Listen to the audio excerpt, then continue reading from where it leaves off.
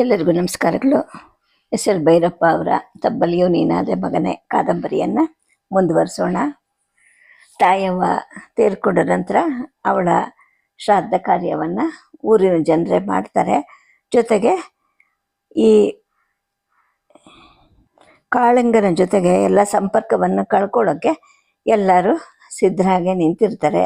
ಹೀಗಾಗಿ ಕಾಳಿಂಗ ಮತ್ತು ಹಿಲ್ಡ ಒಬ್ಬಂಟಿಗರಾಗೇ ಇರಬೇಕಾಗತ್ತೆ. ಕಾಲ ಕಳೀತಾ ಹಿಲ್ಡಾಗೆ ಮಗು ಆಗುತ್ತೆ. ಅವಳಿಗೆ ಗಂಡನ ಈ ಯಾವುದೇ ಒಂದು ರೀತಿಯ ಸಹಕಾರ ಇಲ್ಲದೆ ಇದ್ದಿದ್ದರಿಂದ ತಾನು ಹಿಂತಿರುಗಿ ತನ್ನ ದೇಶಕ್ಕೆ ಹೊರಟೋಗ್ತೀನಿ ಅಂತ ಹೇಳ್ತಾಳೆ. ಇದರಿಂದ ಅವನ ಮನಸ್ಸಿಗೂ ನೋವಾಗುತ್ತೆ. ಮಗಳು ಹುಟ್ಟುತ್ತಾಳೆ, ತಾಯಿನೇ ಹುಟ್ಟಿದ್ಲು ಅಂತ ಕಾಳಿಂಗ ಅಂದ್ಕೊಳ್ತಾನೆ. ತಾಯಿ ಹೆಸರಾದ ತಾಯವ್ವ ಅಂತಲೇ ಇಡಬೇಕು ಅಂತಲೂ ಒಂದು ತೀರ್ಮಾನ ಮಾಡಿಕೊಳ್ತಾನೆ. ಆದರೆ ತಮ್ಮ ಮಗುವಿಗೆ ಇಲ್ಲಿಯ ಜನಜೀವನದಲ್ಲಿ ಒಂದು ಸ್ಥಾನ ಕೊಡುವಂತಹ ಪುರೋಹಿತರು ಇದ್ರೂ ಕೂಡ ಅವನು ನಮಗೆ ವೈರಿಯಾಗಿದ್ದಾನೆ, ಒಂದು ಹೆಸರು ಇಡಕ್ಕೂ ಕೂಡ ನಮಗೆ ಸ್ವಾತಂತ್ರ್ಯ ಇಲ್ಲ ಅಂತ ಇಬ್ಬರು ಮಾತಾಡ್ಕೊಳ್ತಾರೆ. ಕಥೆಯನ್ನು ಮುಂದುವರಿಸೋಣ. ಸುಮಾರು 15 ದಿನದಲ್ಲಿ ಪಂಪನ್ನು ಹಾಕಿ ಭೂಮಿಗೆ ನೀರು ಹಾಯಿಸ್ತಾರೆ. ಇದುವರೆಗೂ ಕಷ್ಟದ ಕೆಲಸವೇನು ಇಲ್ಲದೆ ಇದ್ದಂತಹ ಮಲ್ಲೇಶ ಇವಾಗ ಟ್ರ್ಯಾಕ್ಟರ್ ಹತ್ತಾನೆ. ಹಿಲ್ಡ ಎದ್ದು ಹೊರಗಡೆ ಓಡಾಡೋಕ್ಕೆ ಪ್ರಾರಂಭಿಸ್ತಾಳೆ. ಅವಳಿಗೆ ತಿರುಗಾಡೋಕ್ಕೆ ಸ್ವಲ್ಪ ಆಯಾಸ ಅನ್ನಿಸ್ತಿರುತ್ತೆ. ನಮ್ಮ ಕಡೆ ಹೆಂಗಸರು 6 ತಿಂಗಳು ಬಾಣಂತನ ಮಾಡ್ಕೊಳ್ತಾರೆ. ನೀನು ನೋಡಿದ್ರೆ 1 ತಿಂಗಳಿಗೆ ಇಷ್ಟು ಕೆಲಸ ಮಾಡ್ತಾ ಇದೆಯಾ, ಹೇಗಿದು ಅಂತ ಕಾಳಿಂಗ ಕೇಳ್ತಾನೆ. ಇಲ್ಲಿ ಪದ್ಧತಿ ನಂಗೆ ಬೇಡ. ಜಮಾಲ್ ಹೋದ್ಮೇಲೆ ಕ್ರಮವಾಗಿ ನನಗೆ ಮಾಂಸನೇ ಇಲ್ಲವಾಗಿದೆ. ನೀನೇ ಹೋಗ್ಬಿಟ್ಟು ಒಂದಿನ ಆ ಕರೀಂ ಹತ್ರ ಹೇಳು, ಅವನು ಪ್ರತಿದಿನ ನಮಗೆ ಒಬ್ಬ ಹುಡುಗನ ಕೈಲಿ ಕಳಿಸ್ಕೊಡ್ಲಿ. ಹುಡುಗನಿಗೆ ತಿಂಗಳಿಗಿಷ್ಟು ಅಂತ ಮಂಜೂರಿ ಕೊಡೋಣ. ಸಾಕಷ್ಟು ಪ್ರೋಟೀನ್ ಇಲ್ಲದೆ ದುಡಿಯೋದಾದರೂ ಹೇಗೆ ಅಂತ ಆಕೆ ಹೇಳ್ತಾಳೆ. ಕಾಳಿಂಗ ಹಾಗೆ ಮಾಡ್ತಾನೆ. ಈಗ ದಿನದ ಊಟ ಹಿಲ್ಡಾಗೆ ರುಚಿಸುತ್ತೆ. ಕಾಳಿಂಗನಿಗೂ ಕೂಡ ಮೊದಲಿನ ಉತ್ಸಾಹ ಬರತೊಡಗುತ್ತೆ. ಈ ಸಲ ಹೊಗೆ ಗಿಡದ ಒಟ್ಟಲು ಮತ್ತು ಸಸಿಗಳ ಮೇಲ್ವಿಚಾರಣೆಯನ್ನು ತಾನೇ ನೋಡ್ಕೊಳ್ತೀನಿ ಅಂತ ಅವನ ಹೆಂಡತಿಗೆ ಹೇಳ್ತಾನೆ. ಹಿಲ್ಡಾಗೆ ಬೆಳಗಿನ ಮತ್ತು ಸಂಜೆ ತಿರುಗಾಟನೂ ಆದ ಹಾಗೆ ಆಗ್ತಿದ್ದರಿಂದ ಅವಳು ದೊಡ್ಡ ಜವಾಬ್ದಾರಿಯನ್ನು ವಹಿಸ್ಕೊಳ್ತಾಳೆ. ಅಲ್ಲದೆ ಈಗ ಮಲ್ಲೇಶಿ ಟ್ರ್ಯಾಕ್ಟರ್ ಕೆಲಸ ಪ್ರಾರಂಭಿಸಿದ್ರಿಂದ ಹಾಲು ಕರೆಯೋ ಯಂತ್ರವನ್ನು ನಡೆಸೋದಕ್ಕೂ ಕೂಡ ಆಕೆ ಸಿದ್ಧವಾಗಿ ನಿಂತ್ಕೋತಾಳೆ. ದೊಡ್ಡಿ ಈಗ ಅವ್ಯವಸ್ಥಿತವಾಗ ಆಗೋಗಿರುತ್ತೆ. ತಾಯವ್ವ ಸತ್ತು ಹೋದ್ಮೇಲೆ ಅಲ್ಲಿ ಕಟ್ತಿದ್ದ ಎತ್ತುಗಳನ್ನೆಲ್ಲ ತಂದು ಇಲ್ಲಿಗೆ ತುಂಬಿರ್ತಾರೆ. ಕೆಲವು ಆಳುಗಳು ಅವುಗಳಿಂದ ಊರಿನ ಜಮೀನಿನ ಬೇಸಾಯ ಮಾಡ್ತಿದ್ರಾದ್ರೂ ಅದರ ಮೇಲ್ವಿಚಾರಣೆಯನ್ನು ಕಾಳಿಂಗ ಯಾವತ್ತೂ ಪ್ರತ್ಯಕ್ಷವಾಗಿ ಮಾಡಿರೋದಿಲ್ಲ. ಊರಿನವರ ಎದುರಿಗೆ ಹಳ್ಳಿ ಜಮೀನಿಗೆ ಹೋಗೋದು ಅವನಿಗೆ ಬೇಡವಾಗಿರುತ್ತೆ. ಆದರೆ ದೊಡ್ಡಿಗೆ ಹೊಸದಾಗಿ ಬಂದಿದ್ದ ದನಗಳ ಸಮಸ್ಯೆಯನ್ನು ಹಿಲ್ಡ ಯೋಚಿಸ್ತಾಳೆ. ಅವುಗಳು ನಿರರ್ಥಕವಾಗಿ ಒಂದು ದಿನಕ್ಕೆ ತಿಂತಿದ್ದ ಹುಲ್ಲಿನ ಪ್ರಮಾಣವನ್ನು ಲೆಕ್ಕ ಹಾಕಿದಾಗ ಅವುಗಳಿಂದ ದೊರೆಯೋ ಲಾಭಕ್ಕೂ ಅವುಗಳಿಗೆ ಆಗೋ ಖರ್ಚಿಗೂ ಅರ್ಥ ಸಂಬಂಧ ಇಲ್ಲ ಅಂತ ಆಕೆಗೆ ಅನಿಸುತ್ತೆ. ಅಲ್ಲದೆ ಅವರ ದೊಡ್ಡಿಯಲ್ಲಿದ್ದ 4 ಹಸುಗಳು ಮಾನಿಸ್ಕೊಳ್ಳುತ್ತವೆ. 3-4 ಸಲ ವೀರ್ಯ ಪ್ರಯೋಗ ಮಾಡಿದ್ರು ಮತ್ತೆ ಗಬ್ಬ ಆಗೋದಿಲ್ಲ. ಆಳುಗಳನ್ನು ವಿಚಾರಿಸಿದಾಗ ಅವುಗಳಿಗೆ ಮತ್ತೆ ಗಬ್ಬ ಆಗೋ ವಯಸ್ಸು ಕಳೆದು ಹೋಗಿದೆ ಅಂತಲೂ ತಿಳಿಯುತ್ತೆ. ಸರಿ, ಇವುಗಳನ್ನೆಲ್ಲ ಇಟ್ಕೊಂಡು ಏನು ಮಾಡೋದು? ಇವುಗಳನ್ನ ಕೊಂಡ್ಕೊಳ್ಳೋರು ಯಾರು ಅಂತ ಆಕೆ ಯೋಚಿಸ್ತಾಳೆ. ಹಾಗೆ ದಿನ ಕಳೆಯುತ್ತೆ. 2 ತಿಂಗಳು ತುಂಬುತ್ತೆ. ಅಷ್ಟರಲ್ಲಿ ಹಿಲ್ಡಾಗೆ ಆರೋಗ್ಯ ತಪ್ಪುತ್ತೆ. ಮೊದಲು ಮಗುಗೆ ಹಾಲು ಕುಡಿಸುವಾಗ ಅವಳ 2 ಮೂಲೆಗಳಲ್ಲೂ ವಿಪರೀತ ನೋವಾಗ್ತಿರುತ್ತೆ. ಒಳಗಿನಿಂದ ಏನೋ ಗಟ್ಟಿ ಕಟ್ತಿರೋ ಹಾಗೆ ಭಾಸ ಆಗ್ತಾ ಇರುತ್ತೆ. ಮಗುಗೆ ಕುಡಿಸೋದನ್ನು ಬಿಟ್ಟರೆ ಉತ್ತಮ ಆಗುತ್ತೇನೋ ಅಂತ ಆಕೆ ಹಾಗೆ ಮಾಡ್ತಾಳೆ. ಆದರೆ ಒಂದೇ ದಿನಕ್ಕೇ ಒಳಗಿನ ಬಿಗಿತ ಹೆಚ್ಚಾಗುತ್ತೆ. ಮಗುನೂ ಹಠ ಮಾಡಿ ಅಳಲಿಕ್ಕೆ ಪ್ರಾರಂಭ ಮಾಡುತ್ತೆ. ಬಾಟ್ಲಲ್ಲಿ ತುಂಬಿಕೊಡೋ ಬೇರೆ ಹಾಲನ್ನು ಅದು ತುಟಿಗೂ ಸೋಂಕಿಸ್ತಿರೋದಿಲ್ಲ. ಒಳಗಿರೋ ಹಾಲು ಹೊರಗಡೆ ಬರಲೇಬೇಕೆಂದು ಅವಳು ಮತ್ತೆ ಮಗುಗೆ ಕುಡಿಸ್ತಾಳೆ. ಮಗುನೂ ಸುಮ್ಮನಾಗುತ್ತೆ. ಎದೆ ಬಿಗಿತನೂ ಸ್ವಲ್ಪ ಕಡಿಮೆ ಆಗುತ್ತೆ. ಆದರೆ ಪೂರ್ತಿ ಗುಣ ಆಗೋದಿಲ್ಲ. ಅವಳೇ ಬಿಸಿ ನೀರಿನ ಶಾಖ ಕೊಟ್ಕೊಂಡು ನೋಡ್ತಾಳೆ. ಸ್ವಲ್ಪ ಉತ್ತಮ ಅಂತ ಅನಿಸುತ್ತೆ. ಈ ನೋವಿನ ಬಗ್ಗೆ ದಿನವೂ ವಿಚಾರಿಸ್ತಿದ್ದ ಕಾಳಿಂಗನಿಗೆ ಅವಳು ಹೇಳ್ತಾಳೆ, ನೋಡು, ಜಾಕ್ ಮಗುವಾಗಿದ್ದಾಗ ಅವನಿಗೆ ಇಷ್ಟು ಹಾಲು ಕುಡಿಸ್ಲೇ ಇಲ್ಲ. ಬಾಟ್ಲಿನ ಹಾಲು, ಬೇಬಿ ಫುಡ್ಡು ಇವುಗಳಿಂದಲೇ ಅವನು ಬೆಳೆದ. ಈ ಮಗು ಮಾತ್ರ ಬಹಳವಾಗಿ ಎದೆ ಹಾಲಿಗೆ ಅಂಟ್ಕೊಂಡಿದೆ ಅಂತಾಳೆ. ಕಾಳಿಂಗ ನಗುತ್ತಾನೆ ಹೇಳ್ತಾನೆ, ಇದು ಹಿಂದೂಸ್ತಾನದ ಮಗು ಅಲ್ವಾ, ಇಲ್ಲಿನ ಹಸುವಿನ ಮತ್ತು ಕರುಗಳ ಹಾಗೇನೆ ಅದೂ ಅಂತಾನೆ. ಅವಳಿಗೆ ಸಿಟ್ಟು ಬರುತ್ತೆ. ನೋಡು, ತಮಾಷೆ ಮಾಡಬೇಡ. ಆದರೂ ನೀನು ನಿಜ ಹೇಳ್ತಿದ್ಯಾ ಅಂತ ಅನಿಸುತ್ತೆ. ಇದು ಹಾಲು ಕುಡಿಯುವಾಗೆಲ್ಲ ಹಸುವಿನ ಕರುವಿನ ಹಾಗೆಯೇ ಬಲವಾಗಿ ಗುದ್ದುತ್ತೆ, ಕಚ್ಚುತ್ತೆ, ಏನೆಲ್ಲ ಮಾಡುತ್ತೆ. ಜೊತೆಗೆ ಬೇರೆ ಆಹಾರನ ಮುಟ್ಟೋದಿಲ್ಲ. ಒಂದೇ ಸಮನೆ ಹೀರಿ ಹೀರಿ ಹಾಲಿನ ನರಗಳಿಗೆ ಆಯಾಸ ಆಗಿ ಹೀಗಾಗ್ತಾ ಇದೆಯೋ ಏನೋ ಅಂತ ಹೇಳ್ತಾಳೆ. ಕಾಳಿಂಗ ಹೇಳ್ತಾನೆ, ಆದರೆ ಈ ದೇಶದ ಹೆಂಗಸರು ಮಕ್ಕಳಿಗೆ ಎಷ್ಟು ಬೇಕಾದರೂ ಕೂಡ ಕುಡಿಸ್ತಾರೆ, ಅವ್ರಿಗೆಲ್ಲ ಯಾಕೆ ಹೀಗಾಗಲ್ಲ ಅಂತಾನೆ. ನೋಡು, ನನಗದೆಲ್ಲ ಗೊತ್ತಿಲ್ಲ, ನಾನು ಈ ದೇಶದವಳಲ್ಲ. ನಾನು ಹೇಳೋದು ಅಂದರೆ ಮಗುವಿಗೆ ಕುಡಿಸೋದನ್ನು ಕಡಿಮೆ ಮಾಡಬೇಕು. ಈ ಹಾಳಾದ ದೇಶದಲ್ಲಿ ಹಾಲು ಕುಡಿಸೋಂತಹ ದಾದಿಯರು ಸಿಕ್ಕಲ್ವಂತೆ, ಹಾಗಂತ ನರ್ಸ್ ಹೇಳಿದ್ಲು ಅಂತ ಹಿಲ್ಡ ಸ್ವಲ್ಪ ಅಸಮಾಧಾನದಿಂದಲೇ ಹೇಳ್ತಾಳೆ. ಕಾಳಿಂಗ ಸುಮ್ಮನಾಗ್ತಾನೆ. ಹೊಲದಲ್ಲಿ ಹೊಗೆ ಸಸ್ಯಗಳನ್ನು ನೆಟ್ಟಾಗಿರುತ್ತೆ. ಅವುಗಳನ್ನು ಸೂಕ್ಷ್ಮವಾಗಿ ಪರೀಕ್ಷಿಸಿ ಎಳೆ ಗಿಡಗಳಿಗೆ ಹೆಚ್ಚು ಕಡಿಮೆ ಆಗದ ಹದದಲ್ಲಿ ನೀರನ್ನು ಹರಿಸೋದ್ರಲ್ಲಿ ಕಾಳಿಂಗನ ವೇಳೆ ಕಳೆದು ಹೋಗ್ತಾ ಇರುತ್ತೆ. ದೊಡ್ಡ ಮೇಲ್ವಿಚಾರಣೆ ಪೂರ್ಣವಾಗಿ ಹಿಲ್ಡ ಮೇಲಿರುತ್ತೆ. ಊರಿನ ಮನೆಯ ಹಿಂದಿನ ಕೊಪ್ಪಲಲ್ಲಿ ಸ್ವಲ್ಪ ರಾಗಿ ಹುಲ್ಲು ಇತ್ತಂತೆ. ಆದರೆ ನೋಡೋರು ಇಲ್ಲದೆ ಇದ್ದಿದ್ದರಿಂದ ಅದನ್ನು ಸಿಕ್ಕದವರು ಹಿರಿದುಕೊಂಡು ಹೋಗಿದ್ರು. ಇವರ ವೈಜ್ಞಾನಿಕ ದೊಡ್ಡಿಯಲ್ಲಿದ್ದ ಹುಲ್ಲು ಹೊಸ ದನಗಳಿಗೂ ಸೇರಿ ಆ ವರ್ಷಕ್ಕೆ ಸಾಲುವಷ್ಟು ಇರೋದಿಲ್ಲ. ಈ ಸಲದ ಪೈರು ಮುಗಿಯೋ ಕಾಲನೂ ಬಂದಿರುತ್ತೆ. ಮುಂದಿನ ವರ್ಷದಿಂದ ಹಳ್ಳಿಯ ಹೊಲಗಳನ್ನು ಟ್ರ್ಯಾಕ್ಟರಿಂದ ಉಳಿಸ್ಬೇಕು. ಇಲ್ಲದೆ ಇದ್ದರೆ ತುಂಡು ತುಂಡಾದ ಭೂಮಿಗಳನ್ನು ಮಾರಿ ಟ್ರ್ಯಾಕ್ಟರ್ಗೆ ಬೇಕಾದ ವಿಶಾಲವಾಗಿ ಇರುವಂತಹ ಒಂದು ಕಡೆ ಜಮೀನನ್ನು ರೂಢಿಸ್ಬೇಕು ಅಂತ ಆಕೆ ಯೋಚಿಸ್ತಾಳೆ. ಇನ್ನು ಈ ಹೆಚ್ಚುವರಿ ದನಗಳ ಪ್ರಯೋಜನ ಏನಿದೆ? ಇವುಗಳನ್ನು ಮಾರೋದಾಗಿ ತಿಳಿಸಿದಾಗ ಆಳುಗಳ ಗಿರಾಕಿಗಳನ್ನು ಕರ್ಕೊಂಬರ್ತಾರೆ. ಇನ್ನು ದುಡಿಯೋ ಶಕ್ತಿ ಇದ್ದ ಎತ್ತುಗಳು ಖರೀದಿ ಆಗತ್ತೆ. ಆದರೆ ಯಾವ ಕೆಲಸಕ್ಕೂ ಬಾರದೇ ಇದ್ದಂತಹ 12 ಮುದಿ ಎತ್ತು ಮತ್ತು 4 ಮುದಿ ಹಸುಗಳನ್ನು ಕೊಳ್ಳೋರೇ ಇರೋದಿಲ್ಲ. ಅವ್ರ ಮನೆಗೆ ಮಾಂಸ ತರೋ ಹುಡುಗನ ಜೊತೆಗೆ ಕರಿಮನಿಗೆ ಬಂದು ಹೋಗೋ ಹಾಗೆ ಹೇಳಿ ಕಳಿಸ್ತಾಳೆ. 12 ಮುದಿ ಎತ್ತು 4 ಹಸುಗಳನ್ನು ಕೊಳ್ಳಕ್ಕೆ ಅವನು ನಿರಾಕರಿಸ್ತಾನೆ. ಇದನ್ನೆಲ್ಲ ಕೊಂಡ್ಕೊಂಡು ನಾನು ಏನು ಮಾಡಲಿ?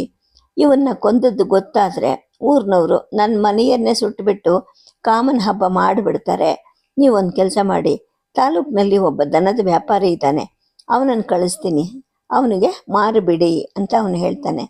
ಅವನು ಇವುಗಳನ್ನ ಏನು ಮಾಡ್ತಾನೆ ಅಂತ ಕೇಳಿದಾಗ, ರೈಲಿನಲ್ಲಿ ಬೊಂಬಾಯಿಗೆ ರವಾನೆ ಮಾಡ್ತಾನೆ. ಅಲ್ಲಿ ಕಸಾಯಿಖಾನೆಯಲ್ಲಿ ಕೊಂದುಬಿಟ್ಟು ಮಾಂಸನ ಡಬ್ಬದಲ್ಲಿ ಪ್ಯಾಕ್ ಮಾಡಿ ಮಾರ್ತಾರೆ ಅಂತ ಕರೀಂ ಹೇಳ್ತಾನೆ. ಸರಿ, ಅವನನ್ನು ಕಳಿಸು ಅಂತ ಹೇಳ್ತಾಳೆ. ಇದಾದ 4ನೇ ದಿನ ದನಗಳ ವ್ಯಾಪಾರಿ ಬರ್ತಾನೆ. ಅವನು ಕಟುಕರವನು ಅಂತ ಹಳ್ಳಿಗರು ಯಾರಿಗೂ ಗೊತ್ತಿರೋದಿಲ್ಲ. ಒಂದೊಂದು ಹಸುಗೂ 10 ರೂಪಾಯಿ, ಎತ್ತಿಗೆ 15 ರೂಪಾಯಿ ಹಾಗೆ ಹಣವನ್ನು ಎಣಿಸಿ ಅವನು ಎಲ್ಲವನ್ನು ಅಟ್ಕೊಂಡು ಹೊರಡ್ತಾನೆ. ದೊಡ್ಡ ಹೊರಗಡೆ ಸಿಕ್ಕಿದ ಆಳುಗಳಿಗೆ ಅವನೇ ಹೇಳ್ತಾನೆ, ಗೋಧರ್ಮ ಶಾಲೆಗೆ ಅಟ್ಕೊಂಡು ಹೋಗ್ತಾ ಇದ್ದೀನಿ, ನದಿ ದಡದಲ್ಲಿ ಮುದಿ ದನಗಳಿಗೆ ನಾವು ಪುಣ್ಯ ಮಾಡ್ತೀವಿ ಅಂತ ಹೇಳ್ತಾನೆ. ಆಳುಗಳು ನಿಜ ಇರಬಹುದು ಅಂತ ಅಂದ್ಕೊಂಡು ಸುಮ್ಮನಾಗ್ತಾರೆ. ಅದೇ ಮಧ್ಯಾಹ್ನದ ಹೊತ್ತಿಗೆ ಹಿಲ್ಡಾಲ ಮೊಲೆಗಳಲ್ಲಿ ಮತ್ತೆ ನೋವು ಕಾಣಿಸ್ಕೊಳ್ಳುತ್ತೆ. ಬಲಗಡೆಯ ಸ್ತನದ ಒಳಗಡೆ ಗಟ್ಟಿಯಾಗಿ ಗಡ್ಡೆ ಕಟ್ಟಿದ ಹಾಗೆ ಆಗಿದ್ರ ಜೊತೆಗೇನೆ ಎಡಗಡೆಯಿಂದ ಹಾಲು ಹಳದಿ ಬಣ್ಣಕ್ಕೆ ಬರೋಕ್ಕೆ ಪ್ರಾರಂಭ ಆಗುತ್ತೆ. ನೋವನ್ನು ತಡಿಲಾರದೆ ಆಕೆ ವಿಲಿ ವಿಲಿ ಒದ್ದಾಡೋಕ್ಕೆ ಶುರು ಮಾಡ್ತಾಳೆ.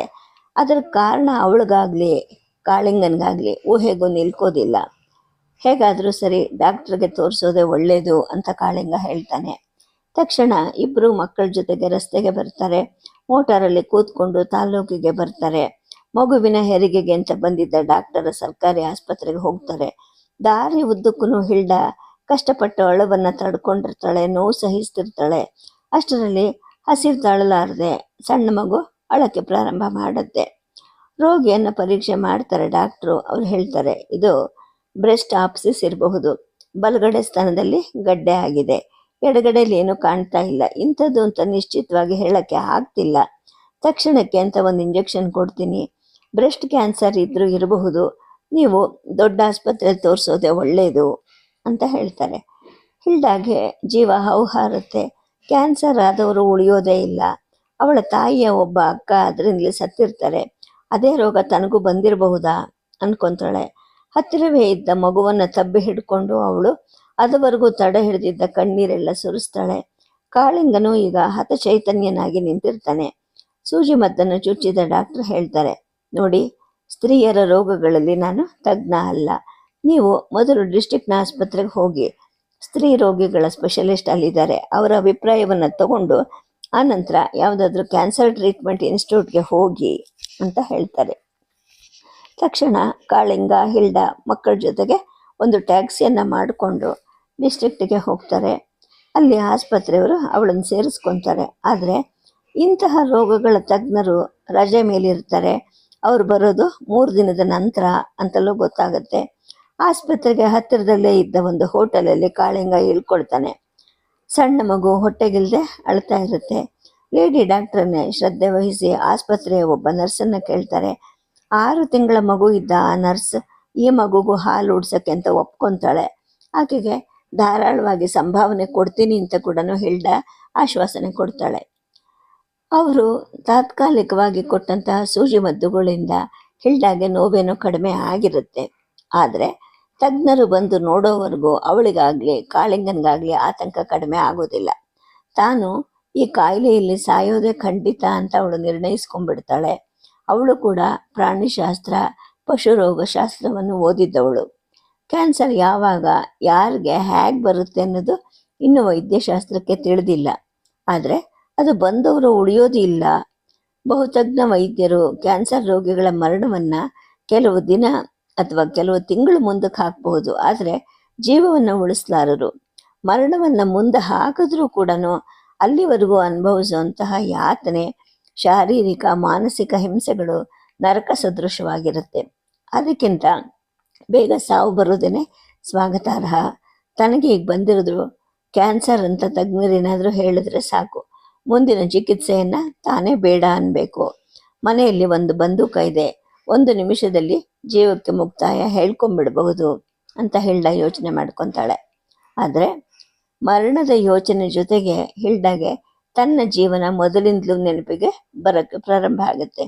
ತನ್ನ ಹುಟ್ಟಿದ ಊರು, ಬೆಳೆದ ರೀತಿ, ವಿದ್ಯಾಭ್ಯಾಸ, ಕಾಳಿಂಗ ಜೊತೆಗೆ ಪ್ರೇಮ, ಮದುವೆ ಜೊತೆಯೇ ಇಲ್ಲದ ಈ ದೇಶಕ್ಕೆ ಬಂದದ್ದು, ಇಲ್ಲಿ ಹಳ್ಳಿಗರು ನಡೆಸಿದ ಪುಂಡುತನಗಳ ಜೊತೆಗೆ ಈ ಮಗು ಹುಟ್ಟಿದ್ದು, ಇನ್ನು ಹೆಸರನ್ನೇ ಕಾಣದ ಈ ಕೊನೆ ಮಗು, ಇದು ಹುಟ್ಟಿದ ಚಿತ್ರ, ಇವುಗಳೆಲ್ಲ ಅವಳ ಕಲ್ಪನೆಯಲ್ಲಿ ಸುಳಿಯುತ್ತವೆ. ಯಾರ ಸಹಾಯವೂ ಇಲ್ಲದೆ ಗಂಡನಿಂದಲೇ ನರ್ಸಿನ ಕೆಲಸವನ್ನು ನಡೆದು ಈ ಮಗುವಿನ ಜನನ ಆಯಿತು. ಅಂದರೆ ಮುಂದೆ ಇದು ತಬ್ಬಲಿಯಾಗೋಕ್ಕೆ ಪೂರ್ವ ಸೂಚನೆನ ಅದು. ತಾನು ಸತ್ತ ಮೇಲೆ ಇದು ಹೇಗೆ ಬದುಕತ್ತೆ? ಯಾರು ಇದಕ್ಕೆ ಮೊಲೆ ಕುಡಿಸ್ತಾರೆ? ಯಾರು ಹತ್ರ ಮಲಗಿಸ್ಕೊತಾರೆ? ಯಾರು ಅದಕ್ಕೆ ಹಿತರವಾಗಿರ್ತಾರೆ? ಈ ನಡುರಾತ್ರಿಯಲ್ಲಿ ಆಸ್ಪತ್ರೆಯೆಲ್ಲ ಮೌನವಾಗಿರುತ್ತೆ. ಅವಳು ಮಲಗಿದ್ದ ಈ ಮೀಸಲು ವಾರ್ಡಲ್ಲಿ ಮಂದವಾದ ಬೆಳಕು ಉರಿತಾ ಇರುತ್ತೆ. ಮಗುವಿನ ಸಂಭಾವನೆಗೆ ಅಂತ ಹಾಲು ಉಡಿಸಿದ ನರ್ಸು ಮತ್ತೆ ಬೆಳಗಿನ ಜಾವ ಬರ್ತೀನಿ ಅಂತ ಹೇಳಿಬಿಟ್ಟು ರಾತ್ರಿನೇ ತನ್ನ ಮನೆಗೆ ಹೋಗಿರ್ತಾಳೆ. ಹಿಲ್ಡಾ ಒಮ್ಮೆ ತಿರುಗಿ ಮಗುವನ್ನು ನೋಡ್ತಾಳೆ. ಈಗ ಅದರ ಬಣ್ಣ ಹಿಂದೂಸ್ತಾನಿಯರ ವರ್ಣಕ್ಕೆ ತಿರುಗ್ತಾ ಇರುತ್ತೆ. ಆಗಲೇ 3 ತಿಂಗಳಾಗಿದ್ದ ಮುಖ ಕಾಳಿಂಗನ ತಾಕಿಯ ಮುಖವನ್ನು ಸ್ಪಷ್ಟವಾಗಿ ಹೋಲ್ತಾ ಇರುತ್ತೆ. ಇದು ನನ್ನ ಹೊಟ್ಟೆಯಲ್ಲಿ ಯಾಕೆ ಹುಟ್ಟಿತು ಅನ್ನೋ ಒಂದು ಪ್ರಶ್ನೆ ಹಿಲ್ಡಾಳ ಮನಸ್ಸಲ್ಲಿ ಮತ್ತೆ ಹೇಳುತ್ತೆ. ಮುಂದೆ ಈ ಮಗುವಿನ ಗತಿ ಏನಾಗಬಹುದು? ತಾಯಿ ಇಲ್ಲದ ಮಕ್ಕಳನ್ನು ಸಾಕಕ್ಕೆ ಧರ್ಮ ಸಂಸ್ಥೆಗಳಿರಬಹುದು, ಆದರೆ ಎಷ್ಟೇ ಮುಚ್ಚಟೆಯಿಂದ ಸಾಕಿದ್ರೂ ಕೂಡ ಅವು ತಬ್ಬಲಿಗಳೇನೆ. ಈ ಮಗುವಿನ ಸ್ವಭಾವನೂ ವಿಚಿತ್ರವಾಗಿದೆ. ಮೊಲೆ ಹಾಲಲ್ಲದೆ ತಾನಿನ್ನೇನು ಮುಟ್ಟೋದೇ ಇಲ್ಲ ಅಂತ ಹುಟ್ಟಿದಾಗಿಂದಲೇ ಹಠ ಮಾಡ್ತಾ ಇದೆ. ಇದಕ್ಕೆ ಈ ಹಠ, ಈ ಬುದ್ಧಿ ಯಾಕೆ ಬಂತು? ಹೇಗೆ ಬಂತು?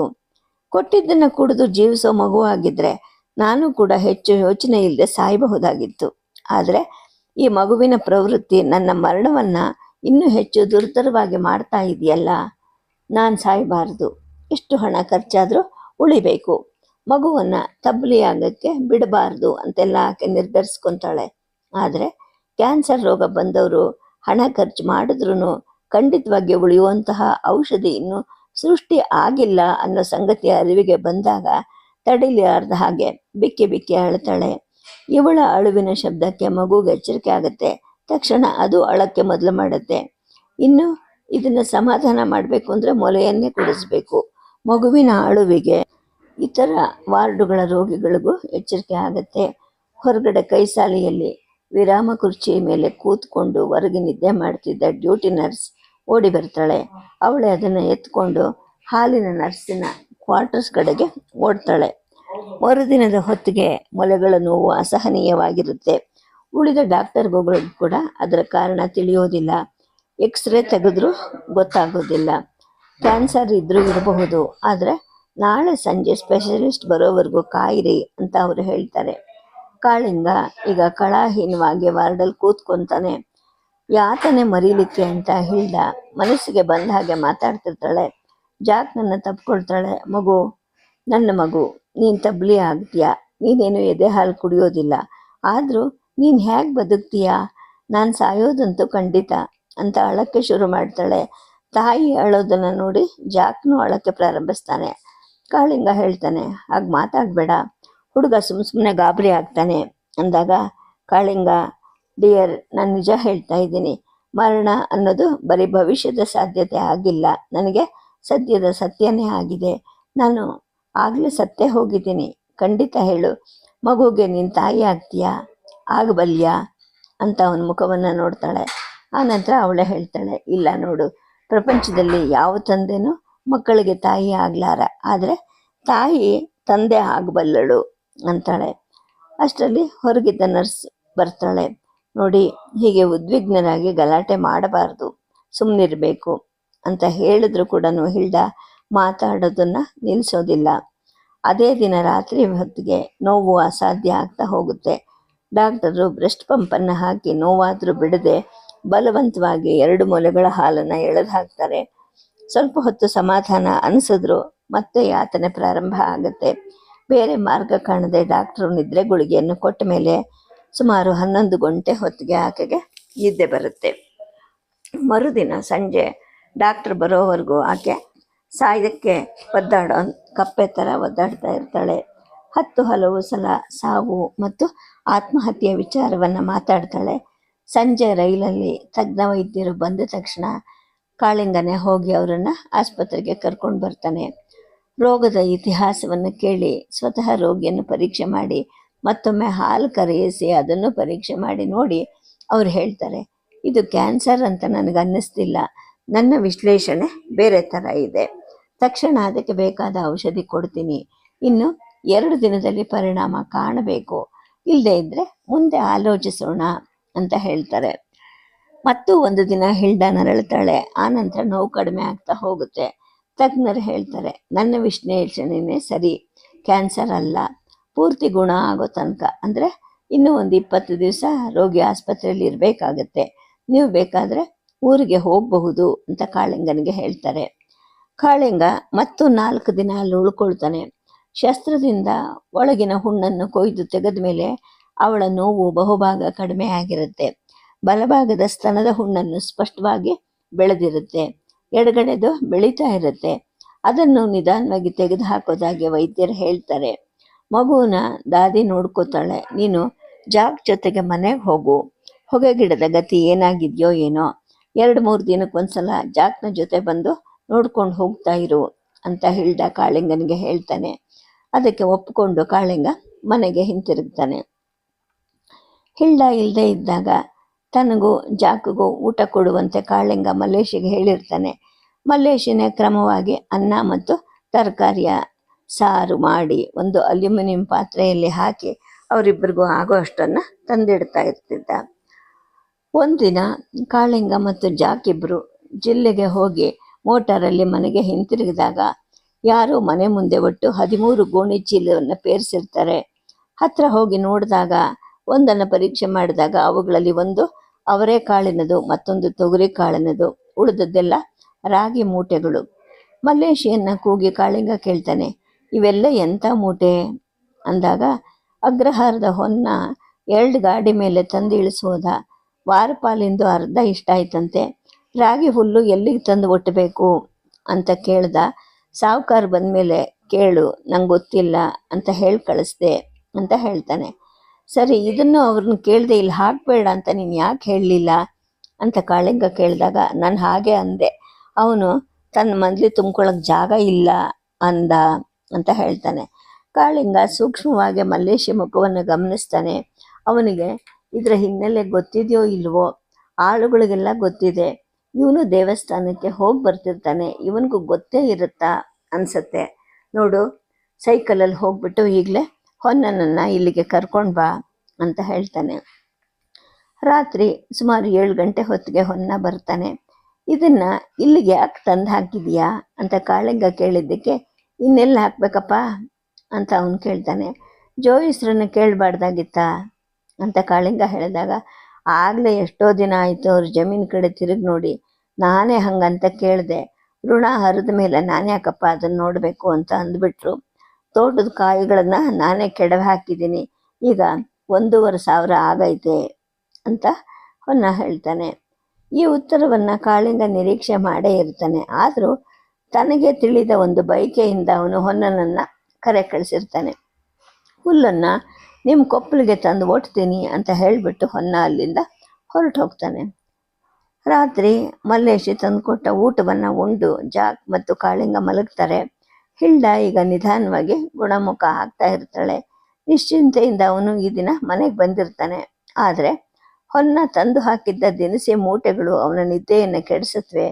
ಎಷ್ಟು ಸಲ ಮಗ್ಗಲು ಬದಲಾಯಿಸಿದ್ರೂ ನಿದ್ದೆ ಹೊತ್ತೋದಿಲ್ಲ. ವೆಂಕಟರಮಣನ ಸ್ವಭಾವ ತನಗೆ ಸರಿಯಾಗಿ ತಿಳಿದೇ ಇರಲಿಲ್ವಾ ಅಂತ ತನ್ನನ್ನು ತಾನೇ ಪ್ರಶ್ನೆ ಮಾಡ್ಕೋತಾನೆ. ಚಿಕ್ಕ ವಯಸ್ಸಲ್ಲಿ ತನಗೆ ಪಾಠ ಹೇಳ್ಕೊಡ್ಬೇಕಾದ್ರೆ ಅವನು ತುಂಬ ಮೃದುವಾದ ಹುಡುಗನಾಗಿದ್ದ. ಮೈಸೂರಲ್ಲಿ ಓದುವಾಗ ಯಾವ ತಂಟೆಗೂ ಹೋಗದೆ ಬರೀ ತನ್ನ ಅಧ್ಯಯನದಲ್ಲಿ ನಿರತನಾಗಿದ್ದ. ಮಂಕನ್ ಹಾಗೆ ಕಾಣ್ತಾ ಇದ್ದ. ಅವನಿಗೆ ತಕ್ಕಷ್ಟು ಸಂಕಲ್ಪ ಶಕ್ತಿನೇ ಇಲ್ಲ ಅಂತ ತಾನು ಯೋಚನೆ ಮಾಡಿದ್ದು ಉಂಟು. ವಿದೇಶವನ್ನು ಸುತ್ತಿ ವಿಜ್ಞಾನ ವ್ಯಾಸಂಗ ಮಾಡಿದ ಹೊರತು ಮನುಷ್ಯನಿಗೆ ಸಂಕಲ್ಪ ಶಕ್ತಿ ಬೆಳೆಯೋದೇ ಇಲ್ಲ ಅಂತ ಅವನು ಈ ಹಿಂದೆ ಯೋಚನೆ ಮಾಡಿದ್ದ. ಆದರೆ ಈಗ ನೋಡಿದ್ರೆ ಈ ವೆಂಕಟರಮಣನಿಗಿರೋ ಶಕ್ತಿ ತನಗೆ ಇಲ್ವಲ್ಲ. ಅವನು ತನ್ನ ಯೋಚನೆಯ ಜ್ವಾಲೆಗೆ ಇನ್ನೊಂದು ಚೂರು ಕಾಷ್ಟವನ್ನು ಹಾಕ್ಕೊಂಡಂಗೆ ಕಾಳಿಂಗನಿಗೆ ಅನಿಸಿತು. ವೆಂಕಟರಮಣ ಒಬ್ಬನೇ ಅಲ್ಲ, ತನ್ನ ತಾಯಿ ನೆನಪು ಕೂಡ ಕಾಳಿಂಗನಿಗೆ ಬಂತು. ಆ ವೆಂಕಟರಮಣ ಆದರೆ ಸಂಸ್ಕೃತ ಓದಿದ್ದಾನೆ, ಇಂಗ್ಲೀಷು ಓದಿದ್ದಾನೆ. ಆದರೆ ತನ್ನ ತಾಯಿಗೆ ಏನು ಬರೋದು, ಮಾತು ಸಹ ಬರದ ಮೂಕೆ. ಆದರೆ ಎಷ್ಟು ಪ್ರಚಂಡ ಸಂಕಲ್ಪ ಶಕ್ತಿ ಹಾಕಿದು. ಕೊನೆಗೆ ಗ್ರಾಮಸ್ಥರ ಜೊತೆ ಸೇರಿಕೊಂಡು ತನ್ನನ್ನು ಎಷ್ಟು ಜೋರಿನಿಂದ ವಿರೋಧಿಸಿದ್ಲು. ಅವಳಲ್ಲಿದ್ದ ಗೋವುಗಳನ್ನೆಲ್ಲವನ್ನು ವೆಂಕಟರಮಣನಿಗೆ ದಾನ ಕೊಡೋ ದಿನ ತನ್ನನ್ನು ನೋಡಿದ್ಲು, ಆದರೂ ಉಪೇಕ್ಷೆ ಮಾಡಿದ್ಲು. ಅವಳು ಸತ್ತ ಮೇಲೂ ಕೂಡ ತನ್ನ ಉಪೇಕ್ಷೆನೇ ನಡೆದಿದೆ. ಹಳ್ಳಿಯವರೆಲ್ಲ ತನ್ನನ್ನು ಉಪೇಕ್ಷಿಸಿ ನಡೆದಿದ್ದಾರೆ. ದೇವಸ್ಥಾನಕ್ಕೂ ತನ್ನ ಫಾರ್ಮ್ಗೂ ಮಧ್ಯೆ ಇದ್ದಿರೋ ಕತ್ತಾಳೆ ಬೇಲಿನೇ ಇದಕ್ಕೆ ಸಾಕ್ಷಿಯಾಗಿದೆ. ತಾಯಿ ಸತ್ತು ಇಷ್ಟು ದಿನ ಆದರೂ ಕೂಡ ತಾನು ಅವಳಿಗೆ ಉತ್ತರ ಕ್ರಿಯೆ ಮಾಡೇ ಇಲ್ವಲ್ಲ ಅನ್ನೋ ಒಂದು ಯೋಚನೆ ಅವನಿಗೆ ಬರುತ್ತೆ. ಆದರೆ ತನ್ನಿಂದ ಅದನ್ನು ಮಾಡಿಸ್ಕೂಡ್ದು ಅಂತ ಊರವರೆಲ್ಲ ನಿರ್ಣಯಿಸಿರೋ ಹಾಗಾಗಿದೆ. ತಾನು ಮಾಡ್ತೀನಿ ಅಂದರೂ ಕೂಡ ಯಾರೂ ಬರ್ತಾ ಇರಲಿಲ್ಲ ಅಂತ ಕಾಳಿಂಗ ಅಂದ್ಕೊಳ್ತಾನೆ. ನಡುರಾತ್ರಿ ಕಳೆದ್ರೂ ಕೂಡ ತನಗೆ ನಿದ್ದೆ ಬರದೇ ಇರೋಕ್ಕೆ ಕಾರಣ ಏನು ಅಂತ ಅವನು ಸ್ವಯಂ ಮನೋವಿಶ್ಲೇಷಣೆಯಲ್ಲಿ ತೊಡಗ್ತಾನೆ. ಹಿಳ್ಳ ಊರಲ್ಲಿದ್ದರೆ ಇಂತಹ ಯೋಚನೆಗಳನ್ನು ಹದ್ದಿನಲ್ಲಿಡೋದು ಸುಲಭ ಆಗ್ತಿತ್ತು. ಮನೆಯಲ್ಲಿ ಅವಳ ಉಪಸ್ಥಿತಿಯೇ ತನ್ನ ಮನೋಧರ್ಮದ ಮೇಲೆ ಒಂದು ಪ್ರಭಾವವನ್ನು ಆಗ್ತಾ ಇತ್ತು. ಈಗ ಕೆಲವು ದಿನದಿಂದ ಅವಳಿಲ್ಲ. ಇನ್ನು ಹಿಲ್ಡಾ ಇಲ್ಲದೆ ತನ್ನ ಸಂಕಲ್ಪ ಶಕ್ತಿ ಉಳಿಯಲಾರದೋ ಏನೋ. ಮಗು ಹುಟ್ಟೋ ದಿನ ಹಿಲ್ಡಾನೆ ತನ್ನನ್ನು ಬಿಟ್ಟು ಹೊರಟೋಗ್ತೀನಿ ಅಂತ ನಿಶ್ಚಯ ಮಾಡಿದ್ಲಲ್ವಾ. ಅವಳು ಹೋಗಿದ್ರೆ ತನ್ನ ಸ್ಥಿತಿ ಏನಾಗಬೇಕಾಗಿತ್ತು ಅಂತ ಕಾಳಿಂಗ ಯೋಚನೆ ಮಾಡ್ತಾನೆ. ಬೆಳಗಿನ ಜಾವದ ಹೊತ್ತಿಗೆ ಸ್ವಲ್ಪ ನಿದ್ದೆ ಹೊತ್ಕೊಳ್ಳುತ್ತೆ. ಆದರೆ ಬೆಳಗ್ಗೆ ಮಲ್ಲೇಶಿ ಬಾವಿ ನೀರಿನ ಪಂಪನ್ನು ಶುರು ಮಾಡಿದ ತಕ್ಷಣ ಇವನಿಗೆ ಎಚ್ಚರಿಕೆ ಆಗುತ್ತೆ. ಈಗ ಟ್ರ್ಯಾಕ್ಟರ್ನ ಕೆಲಸ ಇರೋದಿಲ್ಲ. ಮಲ್ಲೇಶಿನೇ ದೊಡ್ಡಿಗೆ ಹೋಗಿ ಯಂತ್ರದಿಂದ ಹಸುಗಳ ಹಾಲನ್ನು ಹೀರಿಸ್ತಿರ್ತಾನೆ. ಕಾಳಿಂಗ ಎದ್ದು ಹೊರಗೆ ಬಂದಾಗ ಹೊನ್ನ ತಂದು ಹಾಕಿದ್ದ ಮೂಟೆಗಳು ಅಲ್ಲೇ ಇರುತ್ತವೆ. ಅವುಗಳನ್ನು ಏನು ಮಾಡೋದು ಅನ್ನೋ ಒಂದು ಪ್ರಶ್ನೆ ಬಿಡಿಸಲ್ಪಡದೆ ಹಾಗೆ ಉಳ್ಕೊಳ್ಳುತ್ತೆ. ಆ ಪ್ರಶ್ನೆ ಈಗಲೂ ಹಾಗೆ ಉಳ್ಕೊಳ್ಳುತ್ತೆ. 8:15 ಸಮಯ ಅಷ್ಟೊತ್ತಿಗೆ ಮಲ್ಲೇಶಿ ಹಿಂತಿರುಗಿದಾಗ ಕಾಳಿಂಗ ಹೇಳ್ತಾನೆ, ನೋಡು, ನೀನು ಈಗಲೂ ದೇವಸ್ಥಾನಕ್ಕೆ ಹೋಗ್ತಾ ಇರ್ತೀಯಾ ಅಂತ ಕೇಳಿದಾಗ ಇಲ್ಲ ಅಂತ ಅವನು ಹೇಳ್ತಾನೆ. ಸುಳ್ಳು ಹೇಳಬೇಡ, ಅದಕ್ಕೆ ನಾನೇನು ಆಕ್ಷೇಪ ಮಾಡಲ್ಲ, ಹೇಳು ಅಂತ ಕಾಳಿಂಗ ಕೇಳ್ತಾನೆ. ಹೋಯ್ತೀನಿ ಅಂತ ಮಲ್ಲೇಶಿ ಹೇಳ್ತಾನೆ. ಜೋಯಿಸ್ರು ಏನು ಮಾಡ್ತಿರ್ತಾರೆ ಅಂತ ಕಾಳಿಂಗ ಕೇಳಿದಾಗ ಎಲ್ಲನೂ ನಿಜ ಹೇಳ್ಬಿಡ್ಲಾ ಅಂತ ಮಲ್ಲೇಶಿ ಕೇಳ್ತಾನೆ. ಹೇಳು ಅಂತ ಕಾಳಿಂಗ ಹೇಳಿದಾಗ, ನಿಮ್ಮ ಜಮೀನು ಬಿಟ್ಟ ಮೇಲೆ ಅವರು ಮೊದಲಿಗಿಂತ ಹೆಚ್ಚಾಗಿ ಗುಡಿಲಿರ್ತಾರೆ. ಅಲ್ಲೇ ಕುಂತ್ಕೊಂಡು ಯಾರ್ಯಾರ್ದೋ ಜಾತಕ ಕುಂಡ್ಲಿ ಅಂತ ಬರೀತಿರ್ತಾರೆ. ಈಗ ದೇವರಿಗೆ ಪೂಜೆ ಹರಕೆ ಮಾಡಿಸೋರು ಕೂಡ ತುಂಬ ಜನ ಬರ್ತಿರ್ತಾರೆ ಅಂತ ಹೇಳ್ತಾನೆ. ಮೊದಲು ತರ್ತಿದ್ದ ಹಾಗೆ ದೇವರಿಗೆ ಪ್ರಸಾದ ಮಾಡ್ಕೊಂಡು ಈಗಲೂ ತರ್ತಾರಾ ಅಂತ ಕಾಳಿಂಗ ಕೇಳ್ತಾನೆ. ಹ್ಞೂ, ದಿನ ಮಾಡ್ಕೊಂಬರ್ತಾರೆ. ಪೂಜೆಗೆ ಬರುವಾಗ ಅವ್ರ ಮನೆ ಹಸುಗಳನ್ನೆಲ್ಲ ಅಟ್ಕೊಂಡು ಬರ್ತಾರೆ. ಅವುಗಳನ್ನು ಬೆಟ್ಟದ ಮೇಲೆ ಮೇಯಿಸ್ಕೊಂಡು ಸಂಜೆ ಗಂಟ ಇದ್ದು ಹೋಗ್ತಾರೆ. ಪೂಜೆ ಆದಮೇಲೆ ಬಂದವ್ರಿಗೆಲ್ಲ ಕೊಟ್ಟು ಉಳಿದಿದ್ದ ಪ್ರಸಾದನೇ ಒಂದಿಷ್ಟು ತಿಂತಾರೆ. ಗಟ್ಟಿಯಾಗಿ ಮಂತ್ರ ಹೇಳ್ಕಂತ ಹಸುಗಳ ಹಿಂದೆ ತಿರುಗ್ತಾರೆ. ಇಲ್ಲದೇ ಇದ್ದರೆ ಹಸುಗಳನ್ನ ಅಲ್ಲೇ ಬಿಟ್ಕೊಂಡು ಜಾತಕ ಕುಂಡ್ಲಿ ಬರೀತಾರೆ ಅಂತ ಮಲೇಶಿ ಹೇಳ್ತಾನೆ. ಅವ್ರ ಜೀವನಕ್ಕೆ ಏನು ಮಾಡ್ತಾರೆ ನಿಂಗೆ ಗೊತ್ತಾ ಅಂತ ಕೇಳಿದಾಗ ಅವನು ಹೇಳ್ತಾನೆ, ಜಾತಕ ಬರೀದ್ರಿಂದ ದುಡ್ಡು ಬರ್ತೈತಂತೆ. ಕಾಳೇನಹಳ್ಳಿಯವರೆಲ್ಲ ಇನ್ಮೇಲೆ ಉಗಾದಿ ಫಲ ಹೇಳಿದ್ದಕ್ಕೆ ಮನೆಗೆ 2 ಮರ ಅಂದರೆ 10 ಸೇರು ದಿನಸಿ ಕೊಡಬೇಕು ಅಂತ ಮಾತಾಡ್ಕೊಂಡವ್ರಂತೆ. ಉಳಿದ ಊರಿನವರು ಕೂಡ ಕೊಡ್ತೀವಿ ಅಂತ ಹೇಳೋರಂತೆ. ಹಸಿಗೆ ಅಂತ ಈ ವರ್ಷ ಕಾಳೇನಹಳ್ಳಿಯವರು ಮನೆಗೆ 2 ಹುಲ್ಲು ಕೊಟ್ಟಿದ್ದಾರೆ. ಹೊಲ ಹೊಡೆದವನಲ್ಲ ಹುಲ್ಲು ಹೊನ್ನ, ಅವನು ತನ್ನ ಭಕ್ತಿ ಅಂತ ಆಗಲೇ 20 ಸೇರು ರಾಗಿ 5 ಹುಲ್ಲು ಕೊಟ್ಟವನಂತೆ ಅಂತ ಮಲೇಶಿ ಹೇಳ್ತಾನೆ.